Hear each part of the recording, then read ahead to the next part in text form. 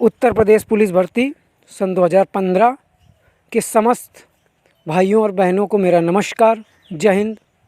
भाइयों, पिछले 3 से 4 दिनों से मैं इलाहाबाद में रह रहा हूं और अपने केस की बारीकियों को समझ के आप सभी को अवगत करा रहा हूं।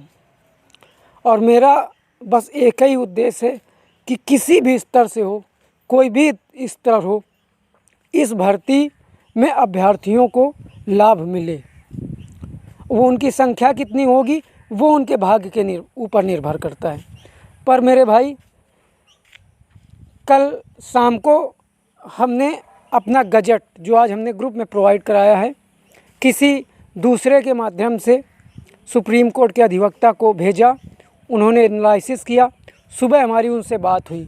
उन्होंने भर्ती की नियमावली को देखते हुए कुछ खासा प्रतिक्रिया नहीं दी।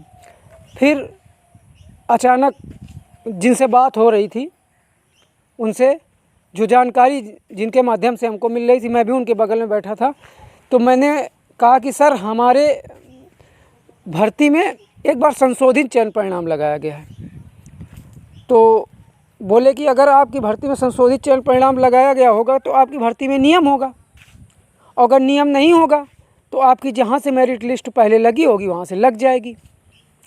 तो हमने कहा सर, इस चीज़ के बारे में हमको कंफर्म नहीं है, लेकिन हम इस नियमावली को एनालिसिस करेंगे, अध्ययन करेंगे।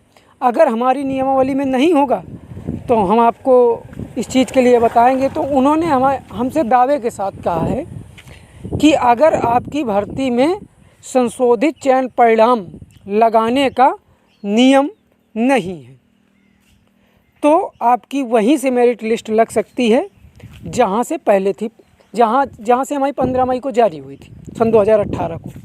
अब बात आती है पेटिशनर को लेके। हमने उनसे ये भी कहा सर, सेलेक्टेड करके नॉट सेलेक्टेड किया गया हमारे कुछ अभ्यर्थियों को। मेरा तो DVPST भी नहीं हुआ है, जर्नल से हूँ, 1.73 हमारा कम है। लेकिन मैं वही बात करूँगा जो सर्वहित में होगी। हमारा हो या ना हो, ईश्वर की मर्जी है, लेकिन ये भर्ती पूरी हो, यही मेरा उद्देश्य है। तो इस मुद्दे पे ना ही हमको उनके रूल को चैलेंज करना होगा, ना ही उनसे वेटिंग लिस्ट लगवाने की बात करनी है। हमको यही बात करनी है वहाँ पे कि जो हमारा पहले रिजल्ट लगा हुआ था वही लगा दिया जाए, क्योंकि सीटें भी अवेलेबल हैं और जो अभ्यर्थी सेलेक्ट होकर नॉट सेलेक्ट हुए हैं उसको मैनियाची बना दिया जाए। तो संभवतः इस मामले में कोर्ट एग्री हो जाएगा। जितना इस मुद्दे में जान है उससे आधे से आधा मैं गारंटी ले सकता हूँ रूल चैलेंज पे होगा। तो जिस मुद्दे में जान होगी, जहाँ से हमें नौकरी मिलने के चांसेस हैं दोस्त, वहीं से हम बात करेंगे और वहीं से हमें प्रतिक्रिया भी शुरू करनी होगी।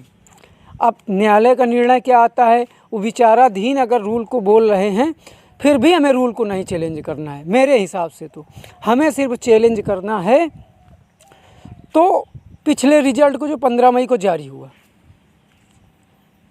तो आप सभी भाइयों बहनों से मेरा अनुरोध है कि इस चीज़ को आप संज्ञान में लें और बारीकी से सोचें, क्योंकि ना ही इसमें वेटिंग लिस्ट लगवाने की बात है, ना ही कैरी फॉरवर्ड रोकने की बात है। आपने जो अंतिम चयन परिणाम पहले लगाया आप वो लगा लीजिए, क्योंकि आपके पास सीटें अवेलेबल हैं, अभ्यर्थी भी अवेलेबल हैं।